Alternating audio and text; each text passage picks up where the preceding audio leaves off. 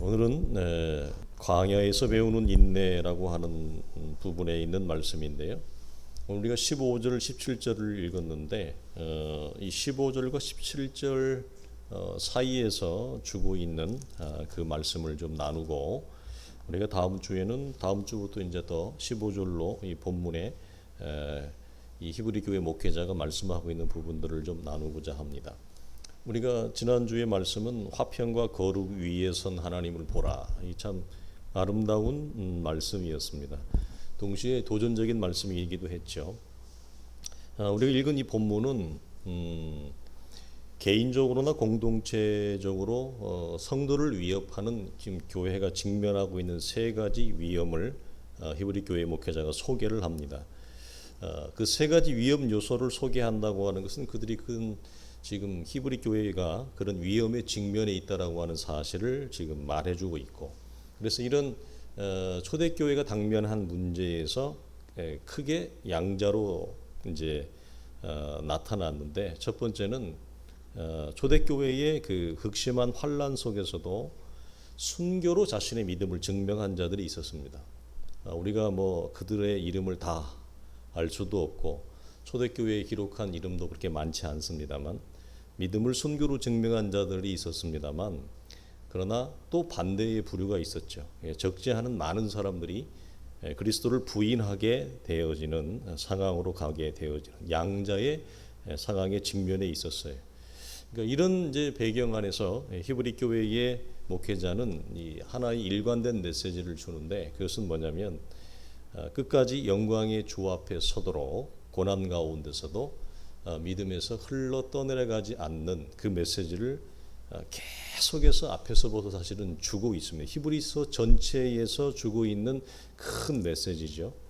그러나 우리가 이런 상황을, 우리가 이 말씀이 주는 이런 상황에서 우리는 다시 한번 이런 질문을 우리 속에 이제 일어나게 되어지는데, 그건 뭐냐면 왜 우리는 이런 고난과 광야를 지나야 하는가? 그것도 이제 막 태동한 초대교회라면 이제 어린아이와 같은 상태이기 때문에 하나님이 특별히 더 보호하심이 많이 있어야 되는데, 그런 초대교회와 그런 성도들에게 이런 광야의 어려움이 있는가라고 하는 것은 굉장한 그 도전적인 질문이 아닐 수 없습니다.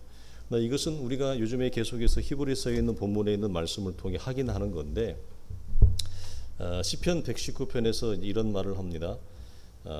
고난당하는 것이 내게 유익이라, 이를 통해 내가 주의 율례를 배웠나이다. 주의 율례라고 하는 말을 유진 피터슨 목사님의 메시지 성경을 보면 뭐라고 나와 있냐면, 고난의 교과서를 내가 배웠다, 이렇게 나와 있는데, 이 고난의 교과서를 내가 배우기 전까지는, 그래서 고난 당하는 것이 내게 유익이라고 하는 하나님 앞에서의 참된 이 존재적인 고백과 감사가 나오기 전까지는, 우리가 하나님 앞에 갈 때까지 이 질문은 반복해서 내 안에 일어나요. 우리가 요즘 히브리서를 통해서 계속 이 부분의 말씀이 우리에게 주어집니다. 이것은 우리가 이 히브리 교회가 당면한 가운데 그 성도들이 이것을 배워야 됐었고, 그것을 그들의 것으로 삼아야 되는 그런 현실적인 문제였습니다. 이것은 그런데 우리에게도 동일하고, 이전에도 말씀드렸습니다만, 예수를 믿지만 이것을 배우지 못하고 천국에 가는 분도 많습니다. 근데 제가 볼 때는 배우지 못하고 가는 사람이 더 훨씬 많은 것 같습니다. 특별히 한국교회의 토양에서는 예수를 믿으면 그 믿음이 현실적인 물질적인 보상과 하나님의 선물로 경제적으로 풍요해지고 어려움 없이 사는 것이 예수를 잘 믿는 거고 예수를 잘 따라가는 것이라고 우리는 서로 암묵적으로 굉장히 많은 것을 공유하고 있는 시대이건, 특히 한국교회는 그렇기 때문에 왜 예수를 믿는데 이런 어려움을 당하느냐, 더군다나 초대교회처럼 이제 막 신앙 고백을 하고 나서 일어난 교회 공동체라면 더더욱이 그런 어려움이 없어야 되는 거 아니냐, 이런 질문이죠. 그래서 이 질문은 우리가 살아가는 세상에서 반복적으로 우리에게 찾아올 수밖에 없죠. 그래서 우리가 몇 주 전에 왜 믿음의 선진들, 특히 사도가 환란이 끝난 후에 기쁨을 배우는 것이 아니라 환란 중에 기쁨을 배우는지, 그 놀라운 비밀을 얘기를 했습니다. 이것을 다시 설명할 필요는 없고, 이것은 마치 이렇게 우리가 설명할 수 있습니다. 마치 오아시스가 광야 중에 있는 것과 같은 원리입니다.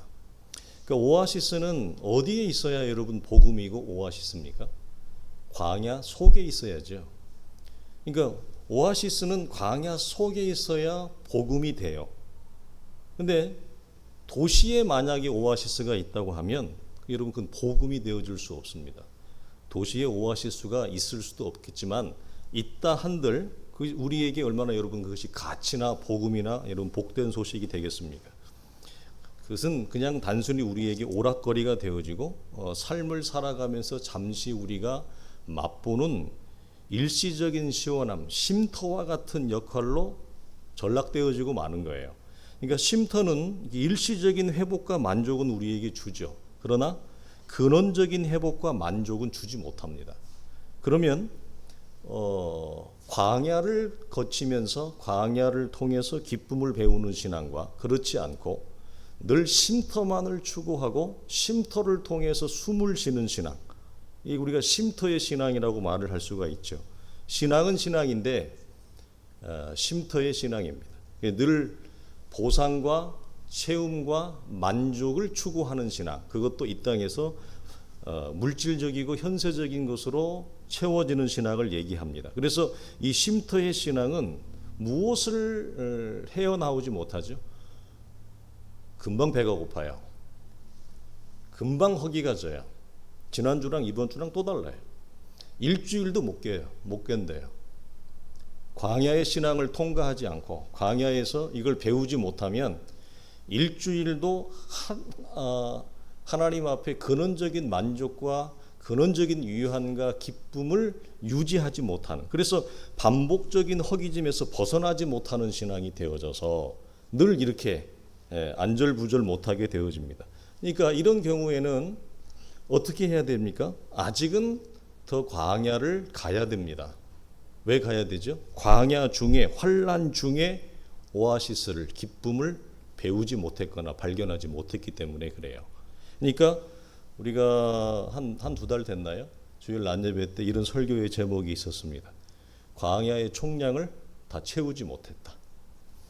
내게 주어진 믿음의 여정, 하나님의 부르심 가운데 내가 걸어가야 되는 인생의 마지막 종국에까지, 그 종국이 우리가 얼마나 남았는지는 모르지만 그 걸어가는 광야의 여정에서 내가 하나님이 나를 이끄시는, 그러니까 광야로 이끄시는 것은 하나님이 이끄시거든요. 예수 그리스도를 광야로 이끄신 것은 성령이 이끄신 거예요. 그러니까 광야로 이끄신 것은 그 광야의 여정에서 우리가 훈련하고 배워서 하나님이 우리에게 채워주고 존재적인 체험과 관계적인 체험. 그러니까 존재적인 체험은 뭐냐면 우리의 존재가 커지는 거고, 관계적인 체험은 관계가 더 하나님 앞에 깊어지는 겁니다. 그러면 광야 중에 우리는 오아시스의 기쁨을 맛보는 겁니다. 그러나 이것을 다 채우지 못하는 거죠. 로마서 5장에 우리가 잘 아는 말씀에 있어요. 또한 그로 말미암아 우리가 믿음으로 서 있는 이 은혜에 들어감을 얻었으며 하나님의 영광을 바라고 즐거워한다. 여기까지는 좋아요. 근데 그 다음에 뭐가 나오냐? 다만 이뿐 아니라 우리가 환난 중에도 즐거워한다. 그러니까 전자에는 구원을 얻었으니까 구원 얻은 감사와 감격이 하나님의 영광을 바라고 즐거워하는 것으로 나올 수가 있죠.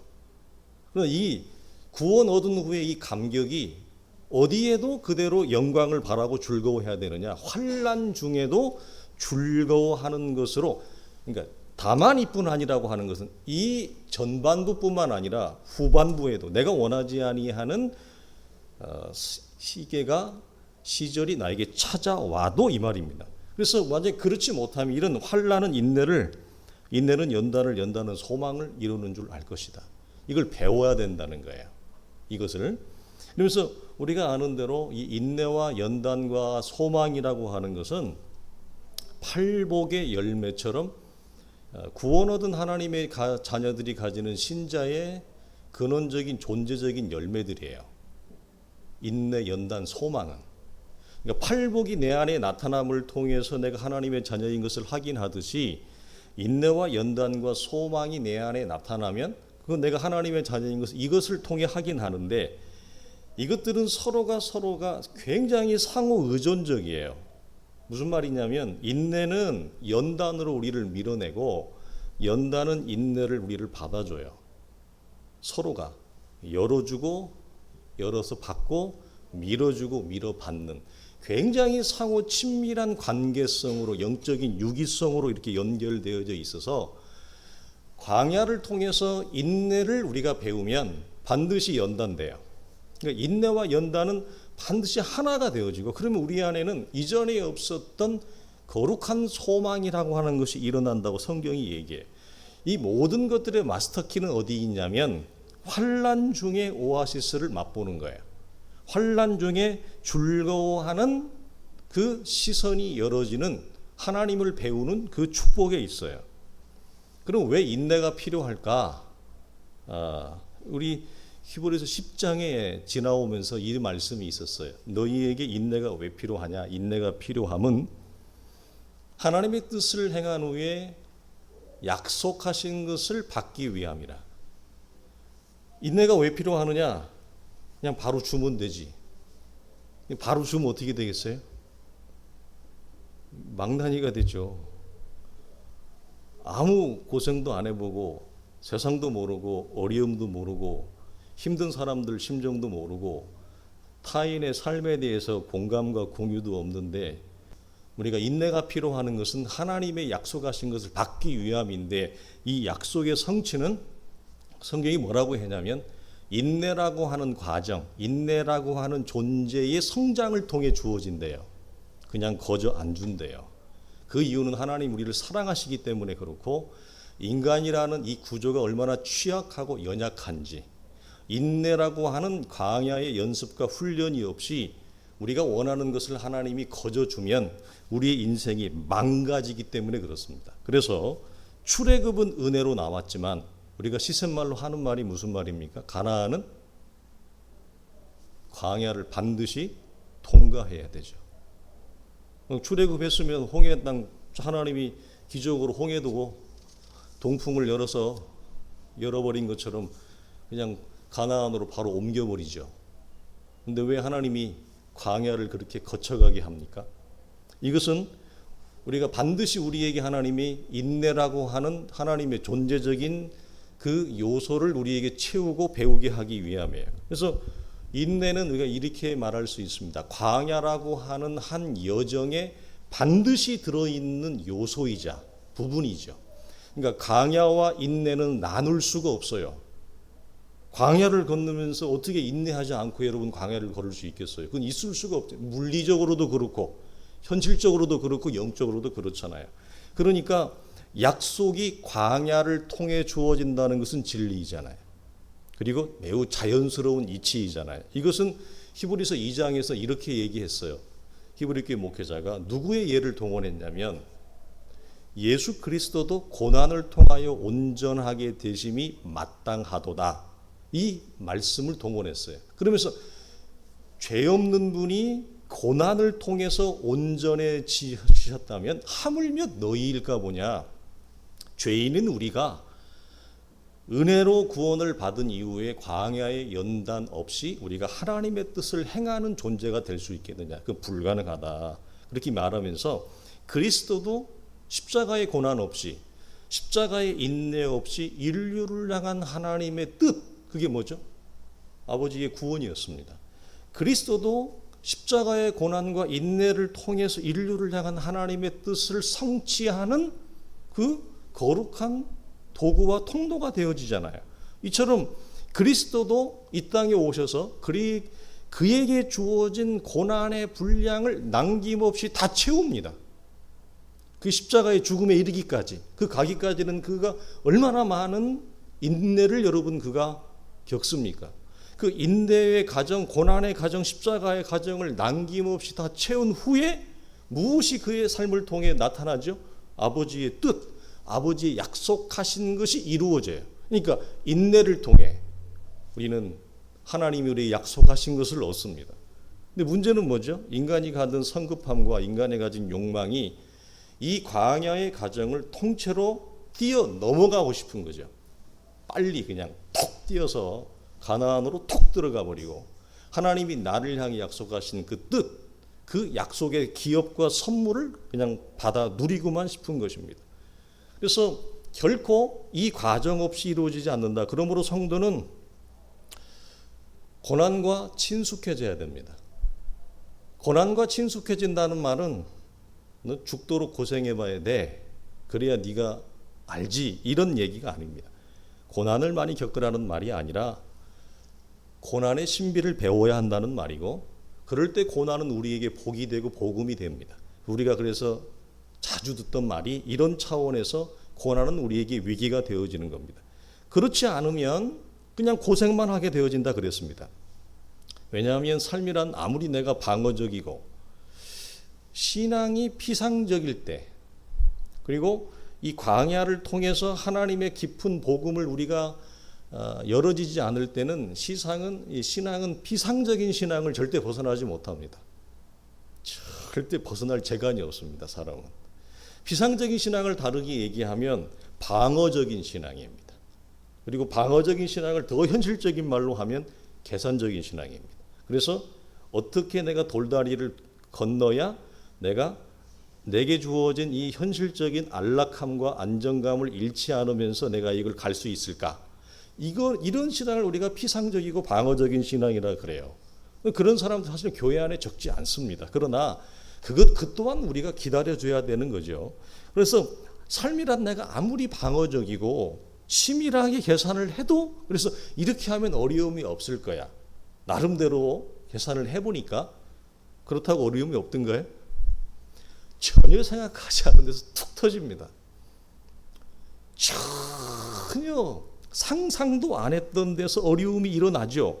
그러므로 사람은 평생 고난을 피해서 다니거나 고난에 대해서 방어적이거나 고난에 대해서 계산해서 요리조리 다닌다고 해도 우리에게 펼쳐진 삶은 하나님을 떠난 이 땅의 모든 삶의 모든 우리의 총량은 모순의 총량이라니까요. 누가 조금 덜 고난을 겪느냐, 누가 좀 고난을 좀 깊이 아니라 좀 살짝 이 차이이지, 결국은 이 땅에 펼쳐진 고난의 그 모순과 고난의 총량을 사람이 피해 나갈 재간이 없어요. 그러므로 우리는 고난과 친숙해져야 된다. 고난의 신비를 배워야 돼. 그러면 고난과 친숙해진다는 말은 바울이 데살로니가 교회에서 얘기하는 것처럼 우리가 중요한 바울의 사상이 나오는데, 화해라고 하는, 화목이라고 하는 개념이 나와요. 로마서에서 나오는데 고난과 화목하게 되어져요. 고난이 왼수가 되어지거나 고난이 두려움의 존재가 되어지거나 고난이 우리에게 적이 아니라 고난이 친구가 되어지고 고난이 동무가 되어지고 고난과 화해하는 관계성으로 들어가요. 그러면 고난은 더 이상 나에게 위협이나 더 이상 나를 좌지우지하고 숨을 못 쉬게 하고, 조금 일어나려고 그러면 잡아가지고 획가닥 넘겨버리고, 또 정신 차려 이쪽으로 일어나려고 하면 획가닥 반대로 넘겨버리고, 그래서 자기도 자기를 통제하지 못하고 절제하지 못하고, 생각해서 가만히 정신 차려보면 자기가 땅바닥에 누워있는 그런 신앙에서 탈피하는 거예요. 고난과 친숙해지고 고난과 화목해지면, 고난이 친구가 되어지고 동무가 되어지니까 얼마나 여러분 그러니까 고난 중에 즐거워하는 거죠. 친구를 만났으니까. 이전에 없던 새로운 친구니까 얼마나 좋아요. 그래서 고난과 친숙해지는 것은 광야에서 오아시스를 만나는 것, 발견하는 것이다. 이것은 믿음의 여정에서 정말 우리에게 소중하고 필요한 거예요. 이것을 발견하거나 배우지 못하면 이 사람은 평생 불이 무서워서 가까이 가지 않고 물이 무서워서 피해가고, 이런 것처럼 항상 이렇게 주변을 영적인 살핌이 아니라 현실적인 두려움을 피해 다니는 존재로 예수를 믿어요. 그러니까 이걸 아까 우리가 뭐라고 그랬어요? 전반부에 광야의 신앙이 아니라 쉼터의 신앙이라는 거죠. 쉼터의 신앙. 어떻게 예수 믿고 이 땅에서 쉼터를 발견하고 싶은 것입니다. 자, 그래서 우리 이 차원에서 고난과 친숙해지는 거 우리에게 굉장히 필요하고, 우리 교회 공동체 전체 성도들은 이런 차원에서 이것을 우리가 지금 훈련 중에 있는 것입니다. 인내를 우리가 시편 62편으로 말하면 이런 겁니다. 나의 영혼아 잠잠히 하나님만 바라라. 무릇 나의 소망이 그로부터 나오는도다. 잠잠히 하나님을 바라보는 거, 이게 인내죠. 여기서 시인은 하나님을 바라본다고 말하면서 침묵합니다. 사람이 여러분 말을 하지 않는 이유는 둘 중에 하나예요. 관계적으로 이 사람이 못마땅한 거예요. 우리가 일상적인 말로 하면 삐졌거나 마음이 삐진 거죠. 못마땅하거나 삐져서 말을 안 하는 거네. 또 하나는 하도 지쳐가지고 힘이 없어서 말을 안 하는 거예요. 그러나 오늘 본문 다윗이 여러분 침묵하는 이유는 삐지거나 못마땅하거나 지쳐서가 아니라 광야에서 나를 건지실 이는 오직 하나님밖에 없음을 근원적으로 배웠기 때문입니다. 그래서 이 시편 60편 5절 밑에 보면 다윗이 이렇게 고백해요. 오직 그만이 나의 반석이시요 나의 구원이시니 내가 흔들리지 아니하리로다. 나의 구원과 영광이 하나님께 있으며 나의 소망이 그로부터 나온다. 이 사실을 다윗이 배우고 확신해요. 신뢰해요. 그래서 말을 안 해요. 우리가 말을 하지 않는 것과 달라요. 우리는 다윗의 침묵과 일반적인 침묵 혹은 우리의 침묵과 다름을 봅니다. 우리는 어떤 때 말이 안 하죠. 도저히 이놈의 상황이 납득이 안 되고 용납이 안 되는 상황, 이 현실, 그리고 저 사람과의 관계, 아무개의 관계가 도무지 못마땅하기 때문에 말을 안 하는 거예요. 근데 여러분 이것은 시인이 다윗이 침묵하는 것과 전혀 다른 침묵이에요. 사실 이것은 침묵입니까? 침묵이 아닙니까? 이건 침묵이 아니에요. 왜 침묵이 아니죠? 이 안에서 부글부글 끓고 있거든요. 원망과 불평이 부글부글 끓고 있어요. 이 소리로 가득 차 있어요. 그러니까 사실은 침묵이 아니에요. 근데 이 사람 왜 침묵하느냐? 말한들 해결점이 안 보이는 거예요. 말한들 해결점이 보이지 않기 때문에 어쩔 수 없이 그냥 입을 다물고 있는 거지만 그 사람의 내면에는 불평과 원망의 소리로 가득 차 있어요. 이게 지금 부글부글 끓고 있다고요. 간신히 지금 입만 열고 있지 않은, 겉으로 보기에는 침묵이지만 이건 침묵이 아니란 말이에요. 다윗이 말하는 침묵은 그 뭐냐? 하나님을 신뢰하기 때문에 말을 안 해도 되는 침묵이에요. 그러니까 우리는 사실은 이 시편이 말하는 이 침묵 하나만이라도 우리가 배우면 우리는 많은 것에서 여러분 자유해집니다. 말을 많이 하지 않는다는 것은 여러분 우리가 자녀와나 관계나 부부의 관계나 우리가 친한 관계에서 그렇잖아요. 관계가 깊어지면 말 별로 많이 안 해요. 우리 지난주에 국제결혼하면 외국말 빨리 배운다고 그러지만 안 그런 사람도 많아요. 뭐냐면 주어 동사를 다 빼요. 목적어만 얘기해요. 커피 한 잔만 주실래요? 그러면 Would you like a cup of coffee? 이렇게 안 써요. 부부가 뭐라고 해요? Honey, coffee. 물 한 잔 주실래요? 뭐 이렇게 안 써. 주어 동사 목적어 다 빼요. 목적어 여보, water please. 이거 말 한마디 다 빼버려요. 우리가 사이가 깊어지면 편해지면 말수가 적어집니다. 왜 그렇죠? 서로의 속을 잘 알 뿐 아니라 서로에 대한 깊은 신뢰를 가지고 있으면 이제 말을 그렇게 많이 안 해도 돼요. 물론 선천적으로 좀 말이 좀 적은 분도 있겠습니다만, 그래서 다윗이 침묵하는 것과 우리의 침묵은 근원적으로 다르다. 하나님을 신뢰하지 못하는 것이냐 신뢰하지 않느냐의 차이입니다. 그래서 침묵은 무엇이 나왔어요? 신뢰의 확신이 나왔어요. 하나님에 대한 신뢰 확신이 크기 때문에 말을 하지 않아도 되는 겁니다. 그래서 어떻게 된다고요? 나는 잠잠히 소망 중에 하나님을 기다립니다. 이 얘기를 하는 겁니다. 그렇다면 우리는 여기서 무엇을 발견하냐면 침묵은 인내와 동일한 말이라고 하는 것을 봅니다. 침묵은 곧 인내하고 있다라고 하는데 사인이죠. 그래서 이처럼 인내란 하나님을 잠잠히 신뢰하면서 기다리는 법을 말합니다. 시편 이사야 30장에 가면 배경이 애굽의 침략 속에서 이스라엘이 발을 동동동 구르면서 했던 것에 대해서 말을 합니다. 주 여호와 이스라엘의 거룩하신 이가 이같이 말씀하시되 너희가 돌이켜 조용히 있어야 구원을 얻을 것이라. 잠잠하고 신뢰하여야 힘을 얻을 것이거늘 너희가 원하지 아니했다. 그래서 그 다음에 나오는 말이 우리가 말 타고 도망가리라. 그럼 내가 더 빠른 말을 구해서 도망가리라. 이렇게 얘기를 해요. 그러니까 뭐라고 얘기하냐면 너희가 빠른 짐승을 타고 돌아가도 너희를 쫓는 자들이 더 빠를 것이다. 도망가지 말라는 거예요. 그러면서 하는 얘기가 그러나 여호와께서 기다리시나니 이는 너희에게 은혜를 베풀려 하심이라.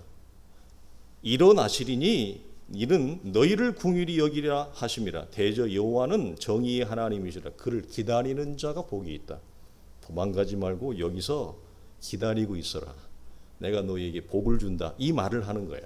우리는 광야의 학교를 통해서 인내고 침묵을 배워야 되는데 이것을 배우지 못하면 어떤 현상이 나오느냐. 이스라엘처럼 야 빠른 말을 구해봐. 빨리 도망가야 돼. 어디로 도망갈까? 그 빠른 말을 구하고 도망가려고 한다. 즉 무슨 말이죠? 어떻게 하든지 이 광야에서 하나님이 내가 원하지 않은 인생의 조합과 이 모순 속에서 하나님이 나에게 말하는 걸 배워야 되고 하나님이 나에게 존재적으로 크게 하려는 것을 내가 배워야 되고 하나님과의 관계의 차원에서 하나님이 관계의 깊음을 하나님이 열려고 하는 것을 배우고 그 소리를 우리가 채워야 되는 것은 잊어버리고 어떤 말을 타고 빨리 도망가야 빨리 이 상황을 우리가 외면할 수 있냐. 어떻게 하면 이 상황을 우리가 벗어날 수 있지? 빨리 해결하려고 하는 마음만 있다는 거예요. 이게 여러분 큰 실수예요. 그러면 이 사람 어떻게 된다고요? 다음에 오는 어려움은 어떡할 거냐는 거예요. 그러면 다음에는 그러면 어려움이 없어요? 말을 타고 여러분 절로 도망가면 거기는 어려움이 없을까요?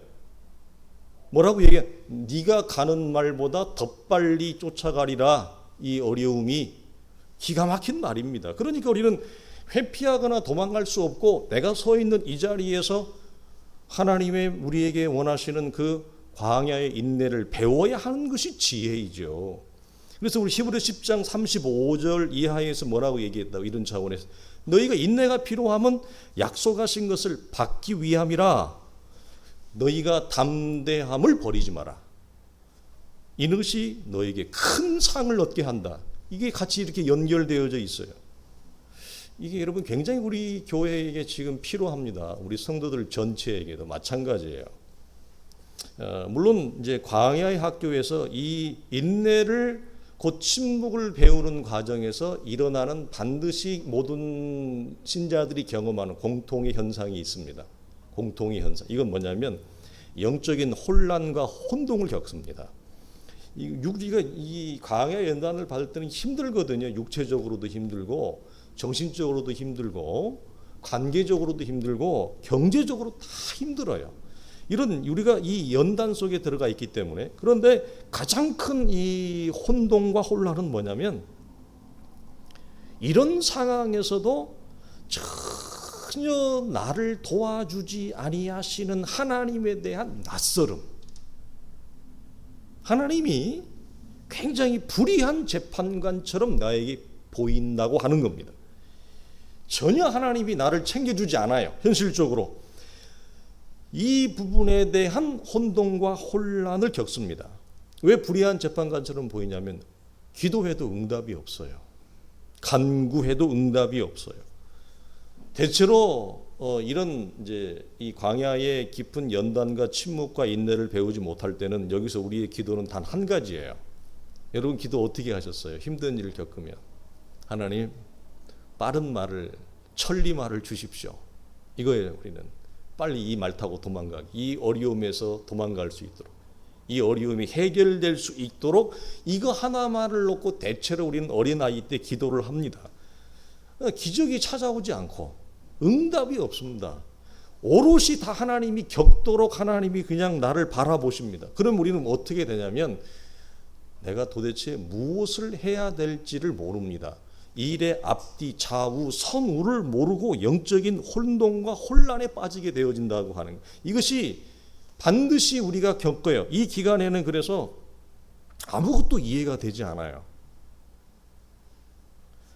심지어 하나님도 멀게 느껴지고요. 그래서 시편과 잠언 전도서를 보게 되어지면 하나님이 멀어지는 것과 같은, 하나님이 낯설어지는 것과 같은 것에 대한 두려움을 호소하는 시인들이 그렇게 우리의 선배들이 많은 거예요.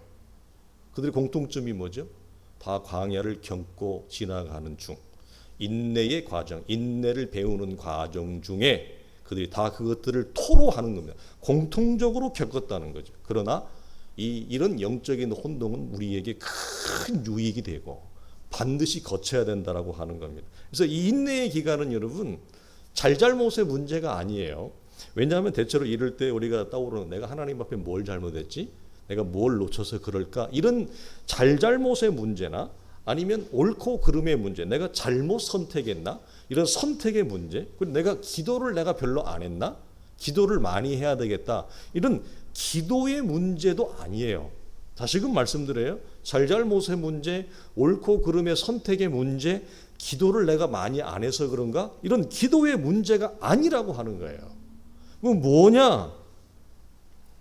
욥이 딱 이걸 얘기해 주는 거예요. 욥기 1장에서 우리가 아는 대로 어전회의 할 때 하나님이 사단에게 욥을 자랑하잖아요. 그러니까 욥이 뭐라고 얘기해요? 잘해줘서 그렇죠. 다 뺏어가 보십시오.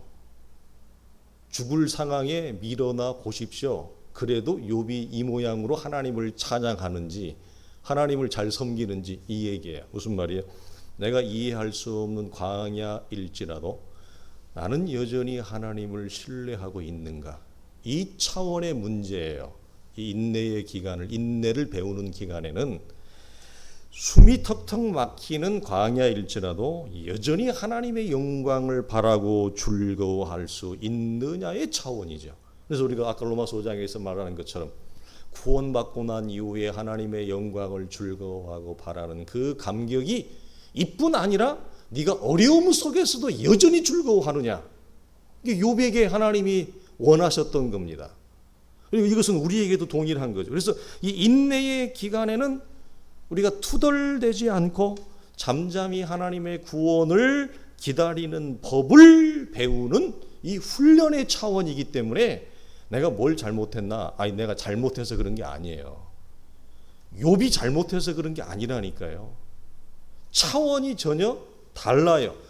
하나님이 우리에게 훈련하시려고 하는 내용이 전혀 다른 것을 얘기합니다. 그래서 인내는 연단입니다. 그리고 연단된 인내는 하나님이 우리에게 약속하신 것을 받는 열쇠예요.